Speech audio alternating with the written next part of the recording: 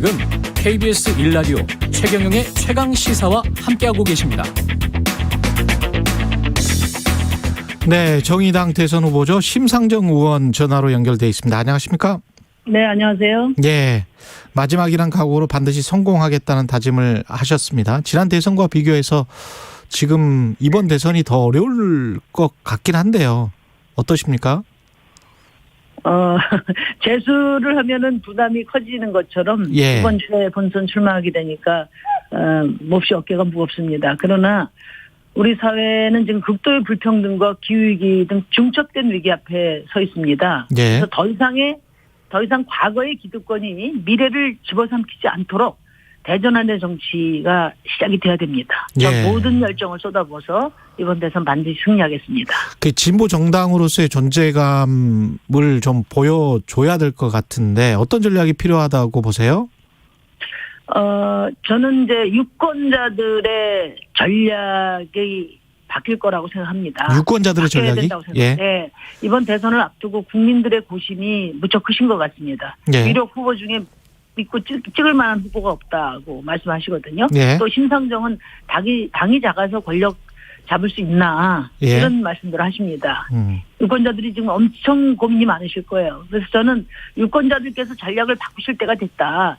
유럽 정치 선진국은 이제 소수당이라도 리더십이 준비돼 있으면 연정을 통해서 얼마든지 국민들의 더 나은 삶을 위한 좋은 정치를 보여주고 있지 않습니까? 그 총리가 그러니까 되죠. 예. 그렇죠. 그래서 이번 대선을 앞두고 우리 시민들의 어떤 새로운 상상력, 발상의 전환이 저는 필요하다고 생각합니다. 양당이 차려놓은 후진 메뉴 중에 차악을 선택할 게 아니라 예. 새로운 밥상을 우리 시민들이 직접 차려서 최선의 정치의 길을 열어주셔야 한다고 생각해요. 지금 우리 사회가 얼마나 다운화됐습니까? 낡은 양당 체제 가지고는 우리 사회의 갈등을 해결할 수 없습니다. 그리고 불평등을 비롯한 지금 누적된 그런 중첩된 과제가 많고 또 기후위기 앞에 서 있잖아요. 예. 이것은 한 대통령, 한 당, 또 한 정권이 해결할 수 없습니다. 다양한 시민들의 다양한 요구가 반영되는 그런 다당자의 책임 연정으로 나가야 한다고 생각합니다. 이 책임 연정을 시작할 수 있는 가장 준비된 후보가 저 심상정이라고 감히 말씀드립니다. 책임 연정을 누구랑 하실 겁니까? 심상정이 대통령이 되면 예. 지금 국회를 주도하고 있는 180석의 민주당 그리고 그 정책과 비전에 동의하는 제 정치 세력 시민 세력과 함께 예. 불평등과 기후위기 극복을 위한 국민연정을 구성하겠습니다. 아, 그렇게 되는 거군요. 그러니까 심상정 대통령의 민주당 연정을 구상하고 계시는 거군요. 그러니까 뭐 민주당과 제 세력, 정당, 시민 세력까지 합쳐서 기후위기와 불평등 극복을 위한 국민연정을 구성하겠습니다. 지금 여론조사 일반적인 추이를 보면은 심상정 후보가 뭐 한 4% 정도까지 올라온 것은 같은데요. 지난번 대선 때 6% 정도였잖아요. 네. 예.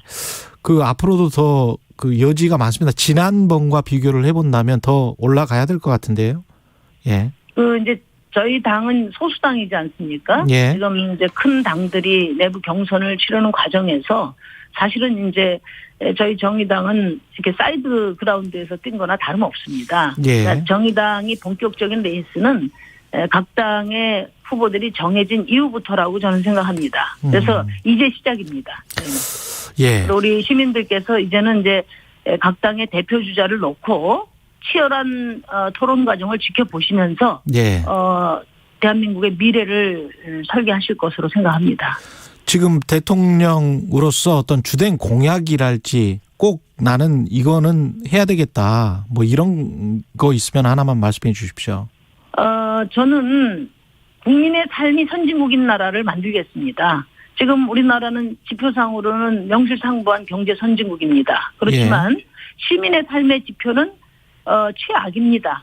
자살률 OECD의 1위, 노인 빈곤율 1위, 남녀 임금 격차 1위, 출생률 세계 최저 이렇게 돼 있거든요. 예. 그러니까 이게 34년 동안 국민의힘과 민주당과 국민의힘 정권이 번갈아 권력을 잡았음에도 불구하고 이 34년의 이 최악의 지표, 삶의 현실은 바뀌지 않고 있다는 거거든요. 예. 이제는 우리 국민들이 이 민주화 세력, 산업화 세력에게 수고비 줄 만큼 다 줬습니다. 이런 불평등의 정치를 낳은 양당 정치에 대해서 확실하게 책임을 묻는 그런 대선이 돼야 된다고 생각하고요. 저는 우리 청년들이 탈출하고 싶은 대한민국이 아니고 함께 살고 싶은 나라 대한민국을 꼭 만들겠습니다. 시민의 삶이 선진국이 되어야 합니다. 예. 너무 그 시민들은 이제 이 뒷전으로 지금 내몰려 있다. 이 상태로는 이 상태의 불평등이 계속된다면 대한민국 사회 붕괴한다.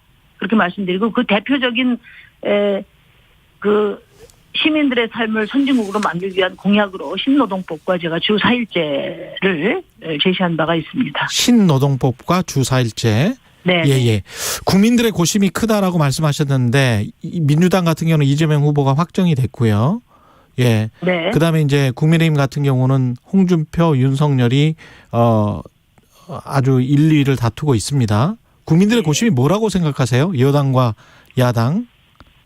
그러니까 지금 대선에서만큼이라도 국민들이 대접을 받아야 되거든요. 예. 지금 국민의 삶이 현실이 어떻고 어떤 대안을 가지고 정말 더 나은 삶을 기약할 수 있을까? 이 토론을 지켜보시면서 예. 즐거운 행복한 선택을 하실 수 있어야 되는데 지금 대선판은 완전히 화천대유와 고발 사주가 덮어버리고 있지 않습니까? 그렇죠. 저는 이 두 정당 중에 어떤 후보가 대통령이 되시더라도 우리 예. 국민들은 5년 내내 이 모습만 보시게 될 거라고 저는 확신합니다. 그렇기 때문에 아까도 말씀드린 것처럼 발상의 전환을 하셔야 된다. 예. 이제는 양당 후보 중에 누가 차악인가를 고르는 선택은 이제 정치퇴행입니다. 이것이 바로 이런 정치퇴행이 우리 사회를 오랫동안 과거에 묶어두고 있다. 예. 이제는 과감하게 과거와 단절하고 미래로 나가셔야 한다. 예. 기득권과 시민의 대결에서 반드시 시민이 이길 수 있도록 저 심상정을 도구로 써주십사. 이 화천대유와 고발 사주가 지금 뭐 핵심이긴 한데 이걸 그러면 어떻게 풀어야 될까요? 한쪽에서는 검찰 계속 경찰 수사하는 수밖에 없다. 한쪽에서는 특검하자 뭐 이렇게 이야기를 하고 있는데 심상정 의원님은 어떻게 생각하십니까? 그러니까 이제 이 사건들은 다 유력 후보들이 관련돼 있는 사건 아니겠어요? 예. 지금 대통령 선거가 진행 중인데 대선 향배의 영향을 중요하게 미칠 겁니다. 그렇기 때문에 대선에 대한 국민의 최종 판단 전에 수사 결과가 나와야 되고요. 그래서 지금 검경 그다음에 또 하나는 공수처가 예. 지금 수사기관이 신속하고 공정하게 결과를 내놔야 돼요. 특검 여부는 그 검찰과 공수처가 결정하게 될 겁니다. 무슨 얘기냐면 예. 납득할 만한 수사 결과를 내놓으면 빨리 내놓으면 내놓으면 그걸로 끝나게 될 거고요. 예. 수사 결과가 미흡하다면 국민들이 가만히 있겠습니까? 당연히 특검으로 가게 될 겁니다. 근데 국민의힘에서 처음부터 특검 국정조사를 이야기한 것에 대해서 우리 정의당이 선을 그은 것은 예. 사실 특검이나 국정조사는 국회 의결이 있어야 되는 거잖아요. 합의를 해야 되는 거 아니겠어요? 예. 그러니까 대선 끝날 때까지 서로 양당이 삿대질하다가 끝날 가능성이 높다. 그렇기 때문에 신속하게 그 특임 검사에 준한 특별수사팀을 구성해서 공정하고 신속한 수사 결과를 내놓으라는 거고요. 그 결과에 따라서 특검 여부가 결정될 거라고 저는 봅니다. 이 사실은 대장동 같은 경우도 법적인 문제들 어떤 법들 도시개발계획법이랄지 분양가 상한제랄지 어떤 법들을 완화해서 생겼던 문제들도 꽤 있거든요. 그 관련해서 뭐 부동산 그 관련 공약 같은 거는 있으십니까? 예, 부동산 관련 이제 다음 대통령은 부동산 투기공학을 해체할 수 있는 그런 어떤 의지와 예. 정책을 갖고 있어야 된다고 보는데요. 저는 이제 이 부동산 투기는 해방 이후에 우리 토지 개혁을 한 이후에 70여 년간 토지 정책이라는 게 없었습니다. 우리나라는. 예.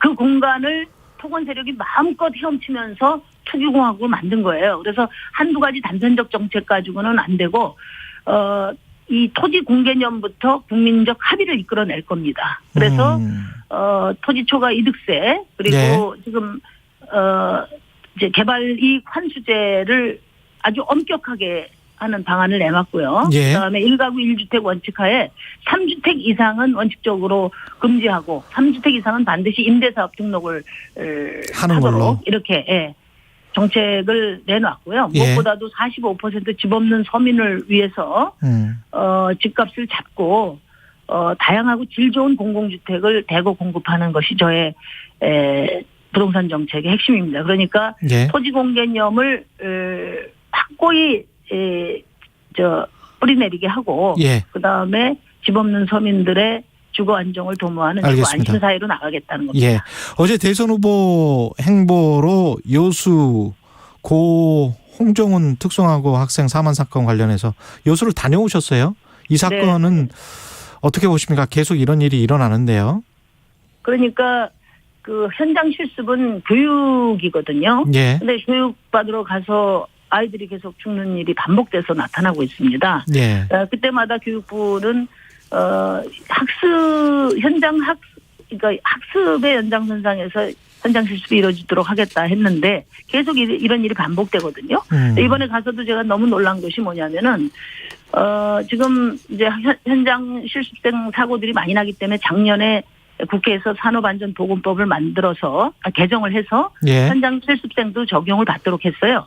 예를 들면 잠수 같은 위험한 일은 잠수의 자격이라든지 면허 경험이 없는 사람은 그 일을 시키면 안 되거든요. 그렇죠. 근데 예. 아무 경험도 없고 잠수복도 갖춰 입지 않은 우리 그 학생에게 12kg가 되는 납벨트를 묶어서 보통 6kg 내지 8kg를 묶는다고 합니다. 예. 12kg를 묶어서 그냥 바닥에 가라앉아서 아무리 헤엄을 쳐도 올라올 수 없었던 거예요. 이거는 살인이지 뭡니까 이게. 이런 일이 실습 현장에서 일어나는 것을 방치해도 되겠습니까? 예. 그래서 저는 지금 현장 실습 다른 데서 진행되고 있는데 이거 다 중단하고 이 학습 중심의 현장 실습이라는 건 시스템이 갖춰져야지 그냥 선언만 해갖고 되는 게 아니거든요. 알겠습니다. 그래서 현장 실습 제도에 대해서 근본적인 재검토를 해야 된다는 거 하고 예. 이런 현장 실습이 예. 5인 미만 사업장에서 많이 진행이 되거든요. 5인 미만 사업장. 네. 예. 중대재해기업처벌법이 5인 알겠습니다. 미만 사업장에도 다 적용될 수 있도록 개정을 해야 된다고 봅니다. 의원님 시간이 좀 아쉽습니다. 다음에 또 모시겠습니다. 예. 네, 감사합니다. 정의당 심상정 의원이었습니다. 고맙습니다. KBS 1라디오 최경련의 최강시사 1부는 여기까지고요. 잠시 후 2부에서는 더불어민주당 김병우 의원 만납니다.